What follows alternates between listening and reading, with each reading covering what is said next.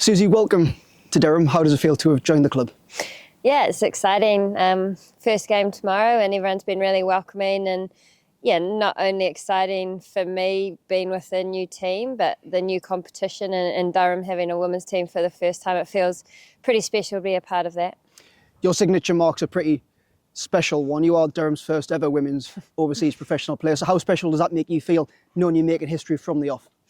Yeah, I think it's just the whole first of everything. First of this one-day cup with the new setup, first for Durham to have a women's team in Tier 1, and yeah, to I guess be the first overseas signing. It's pretty special, and yeah, I just want to make sure that I come in and leave this team in a better place at the end of the season and contribute as best I can on and off the field. Yeah, we announced you were joining probably about a month ago. Just tell us about the initial interaction from Marcus North in getting you to come and join Durham. Yeah, it was sort of came out of the blue, and New Zealand are preparing for the 50 over World Cup at the back end of September, and I was always interested in playing over here because we had such a block of time off from playing, and yeah, the opportunity came up at Durham, and I had a Zoom meeting with Marcus North, and right from the word go, his enthusiasm really sold it to me, how excited he was about the club and the players that they'd managed to sign. Obviously, we've got Holly Armitage, who plays a lot in New Zealand as the leader, and a couple of other players like Maddie Villiers and Bess Heath that I've played against. So yeah, it was an easy, I guess, answer when I got the call, and the availability worked in. And also Danny Hazel, I actually played with in her last ever game for the Adelaide Strikers, so it just felt like a nice fit for me. Yeah, you've been around a few days or so. You've had a chance to explore a little bit of the Northeast. You went to Durham, Penshire, Monument. How's that been, just exploring the local area? Yeah, I love to look around when I'm in a place and get my bearings, and I was trying to stay awake and fight off the jet lag on the first day, and got in the car, and the beauty of this place is you can drive around and there's not too much traffic, and where I'm from there's very little traffic too, so it was nice to see the beautiful countryside, tried to have a look at the main touristy parts, and yeah, it's just, I guess you want to make this place feel like home when you're here for a stint, and get as familiar as you can with the place so it feels like home for 3 and a bit months. We're sitting here, the sun's shining. It must be nice to have a bit of warmth in the air. Yeah, it was a bit fresher than I was expecting on arrival. Had the beanie and the thermals out, some woolen socks, and was thinking about getting hand warmers, but it looks like it's going to be beautiful tomorrow. And yeah, I'm from Dunedin, so I'm used to the cold, and look, as long as it's not rainy and windy, we're happy. You had your first training session yesterday. You've topped that up today. What's your first impressions of the group? You touched on it before. Maddie Villiers, Holly, you obviously know already. Yeah, still trying to get a gauge of everyone and get around the group as much as I can. But yeah, it's a nice balance of some really young players who are exciting. Tomo's an absolute ripper, who obviously has played for England under 19s, and I faced her in the nets yesterday. So there's some exciting youth. There's some experienced players that have played for England and England A, and yeah, then I guess the oldest player. It's just nice to have that balance of so many different age levels, and I think the coaching staff have been amazing so far. Really good balance with those guys as well, and yeah, it's just been a great start to my first 2 days, and yeah, we've got one more day before the game, so feeling really good about it. Yeah, it is quite a young squad. It's such an experienced player that'll benefit them in the long run. So how nice does that make you feel? Yeah, you hope that.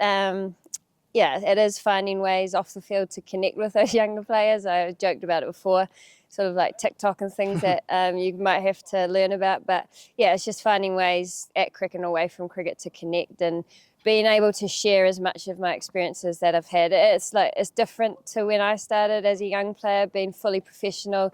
That comes with pressures, and making sure that the girls aren't taking it too seriously and still enjoying their cricket, because I think when you become professional, there becomes other added pressures around. So I do feel like there's a role I can play in just staying really relaxed and making sure that they enjoy what they're doing every day they come to work.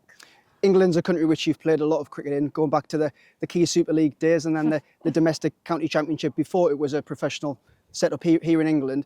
How much do you enjoy playing here in the country, and I guess learning as you keep going? Yeah, I've loved it, and like you said, it's probably been a while since I've played county cricket, but yeah, started with Kent, did a few stints with Hampshire, and a lot of those players were really young, the likes of Charlie Dean, Emily Windsor, they were coming through, and yeah, being able to have an impact on the game wherever you go is really important to me. And yeah, it's not just about contributing with runs and wickets. It's about making sure that you leave a good mark with the people you play with. And yeah, I love getting around the England countryside, the grounds you get to play at. This is one of the best grounds I've played at in England, and yeah, just playing at some of the smaller grounds around the country, and I guess seeing the young players that are coming through the England system and being able to take back from what I see over here in the system and take it back to New Zealand and hopefully develop our game as well. Yeah, you touched on Emily Windsor there. When we announced you were coming, Emily said you played together at Hampshire and you had some good memories. Obviously, Emily's not going to be around for the first bit of the season, but a quality player. How much are you looking forward to catching up with her at some point over the coming months? Yeah, it's going to be great. She's a bit older than when I first met her. I think she was sort of a really young teenager, and yeah, to see her growth in the game and her performances in the 100 and the domestic comp and under pressure has been really exciting. And yeah, it's a shame she's picked up a little injury, but it'll be great to be on the same side as her. And it's also just nice to have a familiar face when you join a new team. 2025 marks a new domestic setup here in Durham. The women's structures come back under counties. You've seen in New Zealand how much success the teams have had over there. So how important is it, do you believe, that the counties are aligned alongside the men's team to hopefully build up a successful women's section here in England? Yeah, it's massive, and it's what I'll be pushing for as long as I live in New Zealand. I think this is the most important step to creating depth within a country, is having fully professional county setups, not just relying on the international program and having professional players, but allowing young players at 15, 16 to come through a pathway where they can put everything they have into cricket, and that's when you get the depth. And we've seen it in Australia, and now England have followed suit, and that's the next step for New Zealand. But yeah, it is around the resourcing and money, but it's also how you can be smart with those resources. And playing alongside the men, we have the Super Smash, and the difference that's made being on free-to-air television and being one team and being part of the club and everyone pulling in the same direction has been a huge step for us, and it's going to keep growing and growing. And yeah, it's just really nice when you have two professional teams day in, day out, working hard alongside each other, and that's sort of the dream for New Zealand. And I've had to tap into other countries to get that dream domestically, but all of it's going to be learnings for when I head back to New Zealand and potentially stop playing and be able to contribute in other ways. Yeah, just tell us about your background when you first started out as a player. As we know now, with the new structure here in England, Durham have a pathway set up, a full pathway for the young girls to aspire to become professional cricketers. How important do you believe that is for these young girls and the girls 11s, 12s, 13 sides now aspire to be like a Suzie Bates, like a Holly Armitage, and I guess watching you live here in action here in Chesley Street? Yeah, it's so different to when I grew up.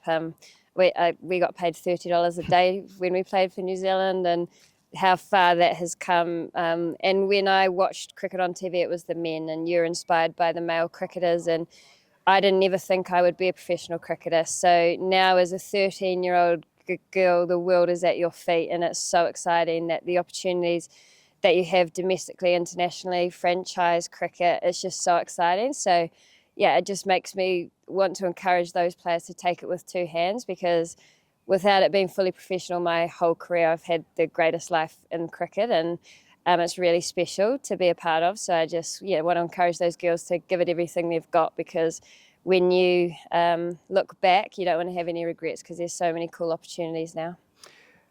Some of the young girls might have seen you in action here last summer against England here in Chesley Street. What can we expect to see from you with the bat? We know you are one of the world's most experienced female cricketers, but what can we expect to see from you with bat and ball over the next few months? Yeah, I was disappointed that day because it felt like a really good wicket and a top-edged one. But yeah, look, I just, will go out there and contribute with the bat as much as I can, and hopefully they'll see some experience reading the conditions in different situations.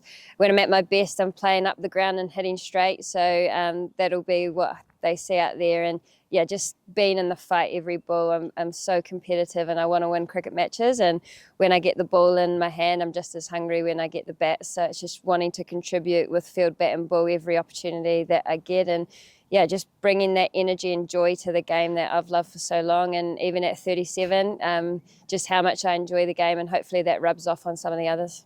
And it comes around pretty quick, Suzie. It all starts tomorrow, a busy summer ahead. How much are you looking forward to putting that Durham shirt on for the first time tomorrow and stepping out here at Banksholmes Riverside? Yeah, I haven't thought about it too much because it's been a bit of a rush getting here. But yeah, tomorrow when I wake up, there's going to be some nerves around and excitement, and to get that shirt on and run out for the first time at home with the new team is going to be really special. But it's just about staying grounded and making sure that, you know, we're staying present and just trying to play each ball. But yeah, I can't wait, and it's just so exciting to actually have a long stint with a new team and being able to spend a full season here training and playing and hopefully get some really good results. Like I mentioned before, this is the first time Durham women will have a professional team here in Chesley Street. Hopefully we'll have a good crowd come along. What's one word for the supporters that are hopefully going to come and see Durham win hopefully tomorrow? I think one word would be just absolute competitiveness.